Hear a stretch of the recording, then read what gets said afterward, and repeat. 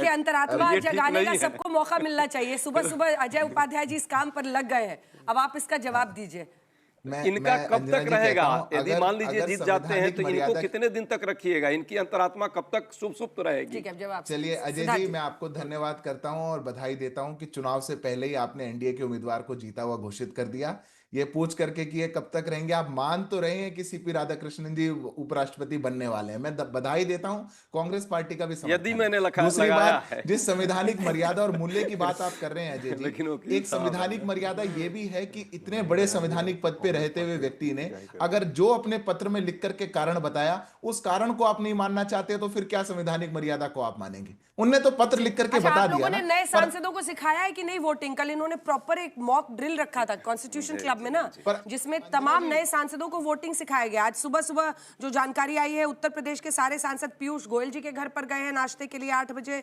फिर members of parliament from southern India जो दक्षिण भारत से, वो प्रहलाद जोशी जी के घर, शिवराज सिंह चौहान जी के घर पर मध्य प्रदेश और छत्तीसगढ़ के सांसद गए हैं। और ऐसे ही चाहे वो पूरे उत्तर भारत के, जिसमें जम्मू कश्मीर हो, पंजाब, हरियाणा, हिमाचल, उत्तराखंड, ये सारे मनोहर लाल खट्टर जी के घर पर पहुंचे। और राजस्थान के जितने सांसद हैं अर्जुन मेघवाल के, और गुजरात के सांसद मनसुख मंडाविया के घर पे, बिहार झारखंड के नित्यानंद राय के घर में पहुंचे हैं। एक सेकंड का प्रश्न है बस अजय जी से कि वो कल की मॉक वोटिंग में राहुल जी थे कि नहीं थे? उनकी प्रैक्टिस हो पाई कि नहीं हो पाई? राहुल जी की चिंता आपको होती है, इतना प्रेम राहुल जी से है। अरे अजय जी, आज इतना बड़ा चुनाव है, कल मॉक सरकार भी राहुल जी बहुत अच्छा लगता है। देश जानना चाहता है कम राहुल जी को लौटे या नहीं। राहुल जी के प्रति आप लोगों का ये प्रेम जो है आने वाले समय में, नहीं मेरा तो 29 साल से पहले ही मुझे लगता है कि आप उस जगह पर पहुंचाएंगे जहां देश की जनता चाहती है। आप वो नहीं गए तो ऐसा तो नहीं है कि अब अगला चुनाव है उपराष्ट्रपति के बाद जो है प्रधानमंत्री जी वाला हो जाए, उसको लड़ रही है आपके विपक्ष के नेता, अच्छा लगेगा, बड़े पद पर बैठे हुए व्यक्ति हैं, वो नहीं थे मॉक वोटिंग में। मेरा प्रश्न था बस, आप कह सकते हैं ऐसी शिष्टाचार अगर शाम में भी आ जाए ना कि सब एक दूसरे के लिए इंतजार करें। सुबह सुबह आपके दर्शक सुबह सुबह चिल्लाना नहीं चाहते और सुनना चाहते। वो शाम में भी नहीं चिल्लाना चाहते। Return of the all good main, हाँ, वो बड़ा अच्छा हो गया है। मतलब एकदम एक नए पॉलिटिक्स की ऐसे लग रहा है शुरुआत हो रही है। राहुल, इस वक्त वहां पर क्या परिस्थितियां दिख रही हैं? अब मुझे लगता है कि आप संसद में ही मौजूद हैं इस वक्त, संसद परिसर में। क्या कुछ दिख रहा है, क्या समझ में आ रहा है, और किस तरह की तैयारी दिख रही है? पहुंचने शुरू हुए कि नहीं? क्योंकि अब तो आधे घंटे का काउंटडाउन है, 10 बजे से वोटिंग शुरू हो जाएगी। अंजना, मैं संसद के बाहर मौजूद हूं जहां पर सांसद के क्वार्टर्स होते हैं। वो तमाम लोग अब एक एक करके धीरे धीरे करके निकल रहे हैं। मानिकम टेगोर जो कि पोलिंग एजेंट हैं, उनसे भी मैंने बातचीत की तो उनका भी ये साफ तौर पर कहना था कि आज मात्र विपक्ष की एक ही अपील है।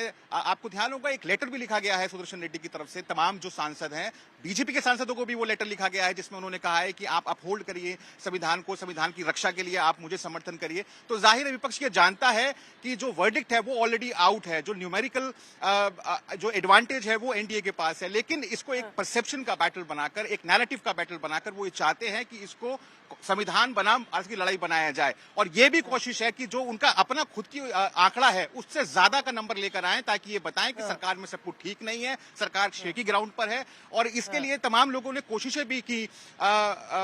जो पोलिंग एजेंट्स हैं उनको लगाया गया कि आप रीच आउट करिए, लास्ट मोमेंट तक रीच आउट होता रहा। और इसीलिए राहुल देखिए, अगर आप बड़ी तस्वीर को देखिए तो इसको इस चुनाव को क्यों अग्नि परीक्षा माना जा रहा है? क्योंकि यहां से ये भी तय होगा कि कितने सांसद किस तरफ। अब इससे बड़ी बात क्या हो सकती है? लेकिन एक छोटा सा सवाल, जिसके बाद मैं हिमांशु और आशुतोष जी, रागी जी के पास जाऊंगी। छोटा सा सवाल, लालू प्रसाद यादव, उनके पास जाने के पीछे क्या रणनीति है? क्योंकि जाहिर तौर पर एनडीए इस मुद्दे को बुनाएगा कि आप कैसे लालू प्रसाद यादव से मिल रहे हैं, आप जो दूसरा सर्वोच्च पद है इस देश का, उसके लिए आप चुनाव लड़ने जा रहे हैं, और इसको करप्शन से जोड़कर एक बड़ा इशू बनाएगा। उसके पीछे की स्ट्रैटेजी क्या थी? क्या वो ये उम्मीद कर रहे हैं कि लालू प्रसाद यादव उनके बिहाफ पर रीच आउट करके अन्य जो पार्टियां हैं उनके अध्यक्षों को या सांसदों को रीच आउट करेंगे उनके बिहाफ पे?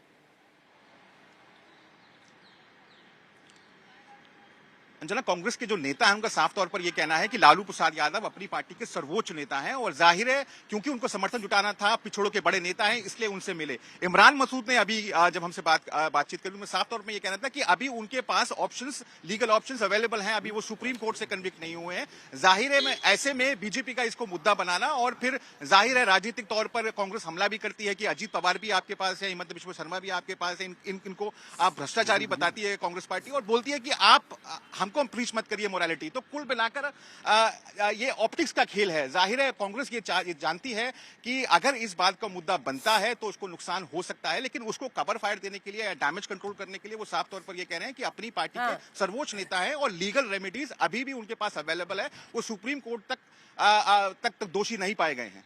ठीक है आशुतोष जी, ये अंतरात्मा कितना फिट बैठती है स्ट्रैटेजी में? क्योंकि अगर आप भ्रष्टाचार के मामले में किस तरह से फंसे हुए हैं लालू प्रसाद यादव, ये सब जानते हैं, ऐसे में आप अंतरात्मा की आवाज, नोट शेयरिंग चल रही है क्या आप दोनों की? नहीं, वो कुछ वो पूछ रहे थे। अच्छा, तो ऐसे में लालू प्रसाद यादव से एक दिन पहले मिलना, आशुतोष जी, उस अंतरात्मा की आवाज कैसे फिट बैठता है, ये आपको लगता है? अंजना जी, अंतरात्मा की बात तो करिए मत। राजनीति में वर्ड ऑफ द डे घोषित हो चुका है। ना, राजनीति में अंतरात्मा नाम की कोई चीज नहीं होती। राजनीति में सिर्फ स्वार्थ होते हैं, राजनीति में सिर्फ सत्ता होती है, राजनीति में सिर्फ पावर होता है, इसके अलावा कुछ नहीं होता, और वही सब कुछ डिफाइन करता है। और जो भी ये कहे कि नहीं मैं अंतरात्मा के आधार पर काम करता हूं, वो जो जमाना था, जिस जमाने में लालकृष्ण आडवाणी ने कहा था कि अगर मेरे ऊपर आरोप लगा तो मैं तब संसद के अंदर जाऊंगा जब मैं पाक साफ हो जाऊंगा, वो जमाना गुजर चुका है। वो जमाना वो था जब माधवराव सिंधिया ने अपने पद से इस्तीफा दे दिया था, और उसके पहले लाल बहादुर शास्त्री ने इस्तीफा दे दिया जब एक मामूली सा एक्सीडेंट हुआ था। आज कोई देता है क्या? आज तो कहते हैं कि हमारी सरकार में तो इस्तीफे नहीं होते। सवाल क्या है? सवाल ये है कि देखिए, लालू प्रसाद यादव, बहुत अच्छा सवाल है। लालू प्रसाद यादव को रबिश करना हमारे ख्याल से दक्षिण पंथियों के लिए सबसे आसान तरीका है। लालू प्रसाद यादव वो व्यक्ति हैं जिन्होंने हिंदुस्तान की राजनीति में मंडल कमीशन लागू होने के बाद पिछड़ों को आवाज दी, बुलंद की, और ये बहुत सारे लोगों को पसंद नहीं, जो प्रभुत्ववादी हैं, जो वर्चस्ववादी हैं, और जो एक खास मानसिकता से पीड़ित है। और मैं अभी भी कहता हूं कि उन लोगों को तो कतई ये कहने का अधिकार नहीं है जो जब मुख्यमंत्री थे उनकी कैबिनेट के अंदर एक ऐसा आदमी बना हुआ था जिसका नाम था बाबूलाल बुखारिया, जिसको वहां की कोर्ट ने कन्विक्ट किया था, और तमाम डिमांड के बावजूद भी उनको पद से इस्तीफा नहीं दिलाएगा। ये अलग बात है कि बाद में उनको हाई कोर्ट से क्लीन चिट वो मिल गया था, बेल मिल गई थी। तो ये आज के जमाने में लालू प्रसाद यादव को आप जिस तरीके से पेश करने की कोशिश करते हैं, चाहे मुलायम सिंह यादव को पेश करने की कोशिश करते हैं या मायावती को पेश करने की कोशिश करते हैं, ये अंदर की वो मानसिकता दिखाता है। विभूषण देती है। नहीं, बिल्कुल ये कहता हूं, लेकिन जिस अंदाज में मुलायम सिंह यादव का जिक्र लोग करते हैं वो गलत है। एक काउंटर क्वेश्चन है, और वो क्वेश्चन ये है कि एक ही सांस में आप तीन अलग अलग बातें कह रहे हैं। एक तरफ आप कह रहे हैं रिटर्न ऑफ गुडमैन हो रहा है अब पॉलिटिक्स में वाइस प्रेसिडेंट के पोस्ट के लिए, दूसरी तरफ आप कह रहे हैं कि भाई भ्रष्टाचार के मुद्दे पर चर्चा मत कीजिए और ऐसी तमाम बातें हैं क्योंकि सब दागी हैं, तीसरी तरफ आप कह रहे हैं कि भाई इनको पोर्ट्रे किया जाता है। कोर्ट के फैसले का सम्मान होना चाहिए, जैसे सलवा जुडूम में आपने कहा भाई सुप्रीम कोर्ट का फैसला है, आप उसका सम्मान कीजिए, तो कोर्ट का ही फैसला तो यहाँ पर भी भ्रष्टाचार के मुद्दे। तो कोर्ट का फैसला वो कब था? जब सुनिए, वो कोर्ट का फैसला और वो नैतिकता, अंतरात्मा की आवाज, वो मूल्य कहाँ थे जब गुजरात के अंदर बाबूलाल बुखारिया को कन्विक्ट किया था 59 करोड़ के घोटाले में, और नरेंद्र मोदी जी मुख्यमंत्री थे और उनके कैबिनेट बने हुए थे? तो दो मानदंड नहीं हो सकते ना कि आप लालू प्रसाद यादव को रबिश करें। जल्दी 5 सेकंड। इसलिए मैं कहता हूं क्या इसके पीछे वो मानसिकता है जो हजारों साल से दबे पिछड़े वंचित तबके को हमेशा डिस्डेनफुली देखती रही, कंटेम्पचुअसली देखती रही। अब सीधा इसका जवाब दीजिए सिद्धार्थ यादव जी। रागी जी, आप थोड़ा सा अपनी बेचैनी रोक लीजिए एक बार, क्योंकि डायरेक्टली उनकी पार्टी पे हिट कर रहा है ये सवाल। जल्दी से देखिए अंजना जी, इसमें कौन किसको कैसे देखता है उसका कोई सवाल नहीं है। देश में न्यायपालिका है, न्यायपालिका का कोई आदेश है तो उस आदेश को आदेश के तरीके से ही देखा जाएगा। कोई कन्विक्ट हुआ तो उसको कन्विक्टेड के तरीके से ही देखा जाएगा। उसका बैकग्राउंड, सोशल बैकग्राउंड कुछ भी हो सकता है।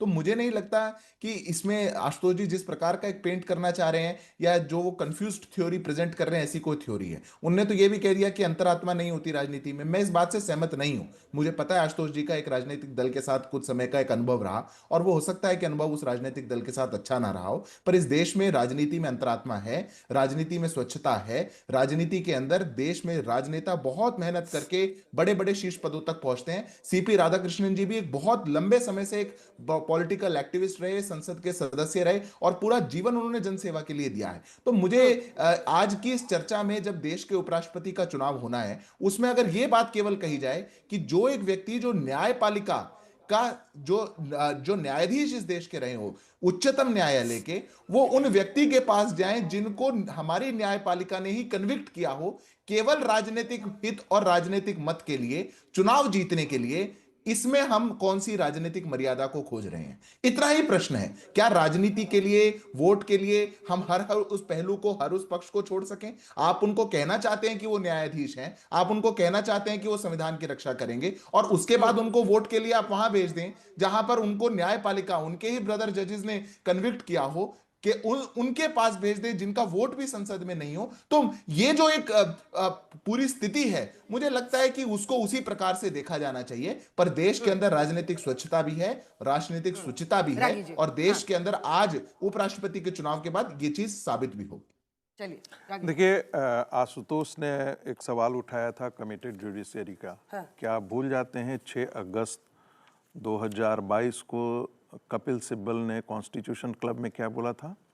एक बार गुजरात के जजमेंट को लेकर के कहा था कि आप जुडिशरी से अब कोई उम्मीद मत रखिए, have no hope left in judiciary.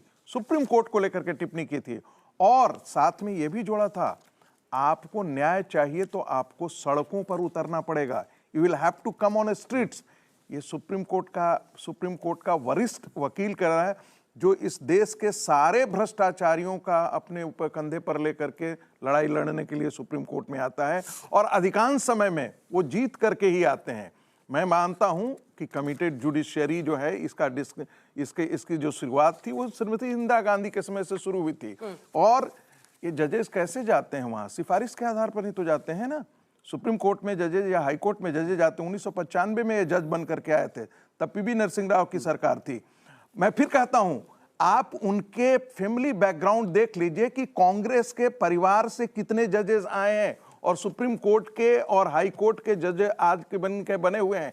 क्या वो कांग्रेस के इकोसिस्टम को लेकर आप जो कह रहे हैं उसके लिए आप ही जिम्मेदार हैं, और ठीक है, आप ही जिम्मेदार हैं, और जो कह रहे हैं उस पर स्टैंड कीजिएगा, क्योंकि जिस तरह की आप टिप्पणी करें आशुतोष जी, छोटा सा रिमार्क मैं इसलिए देखिए, ये बहुत ही दुखद है। दुखद इसलिए है, क्यों दुखद है भाई? अब आप नहीं, क्यों दुखद है?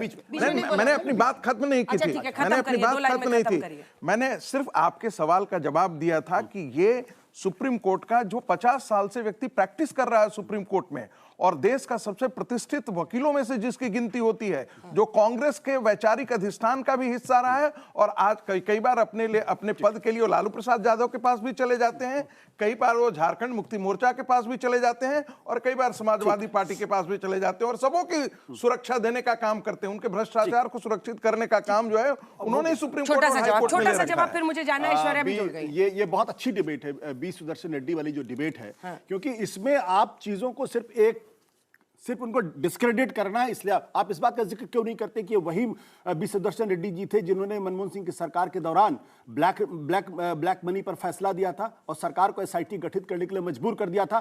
क्या मैं आपको याद दिलाऊं कि उस वक्त जो ओबी वैन लेके घुमा करते थे, ब्लैक मनी के खिलाफ हंगामा किया करते थे, उन्होंने 2014 के बाद से क्या किया देश के अंदर? क्या किया उन्होंने? ब्लैक मनी पे आवाज खुलती है उनके मुंह से, जबान क्यों बंद हो गई उनकी? कहां उनका आंदोलन? कहां उनका आंदोलन? जबान बंद हो गई। अब बंद करके मुंह सिल के बैठे हुए वो लोग। अरे नाम नहीं लेना चाहता हूं। क्यों नाम लीजिए ना, किसका नाम ले रहे हैं? अरबों की प्रॉपर्टी खड़ी कर ली है। हमने उस पत्रकार किसका नाम क्यों नहीं लीजिएगा?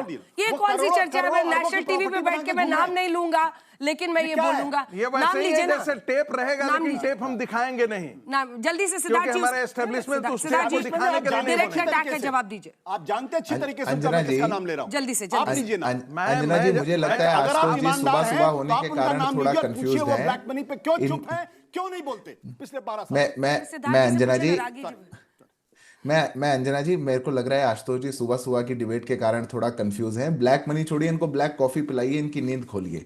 मत भूलिए आशुतोष जी इतना पुराना, आशुतोष जी इतना पुराना मत भूलिए। कैसे राहुल गांधी जी ने फाड़ा था, कौन लेकर के आया था, क्या हुआ था, ब्लैक मनी पर सीएजी ने क्या कहा था, सरकारों में क्या हुआ, मत भूलिए सब इतिहास। आप तो पत्रकार रहे, और तब तो आप पत्रकार ही थे, आप पत्रकारिता ही करते थे। उस सरकारों में किन्होंने क्या किया और देश का कैसे देश की लूट मची थी, उस बात को आप भूलेंगे तो मुझे लगता है कि ये बड़ा कठिन काम हो जाएगा। आज इस देश के अंदर, एक बार बता दें, मैं लौट रही हूं आपके पास, अजय जी भी जवाब देना चाह रहे हैं। अब तक इस देश में ये 17वां वाइस प्रेसिडेंट का चुनाव होगा।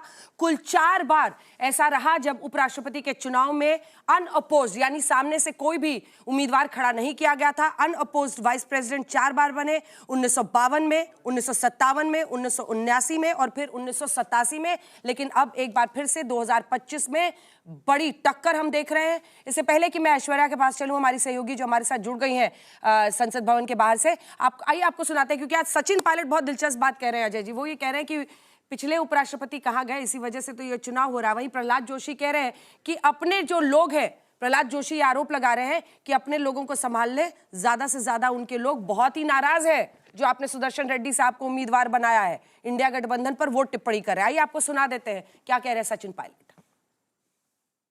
बात से लेके आज तक किसी को मालूम नहीं है वो है कहाँ, उनका कोई वक्तव्य नहीं आया, वो दिखाई नहीं दिए।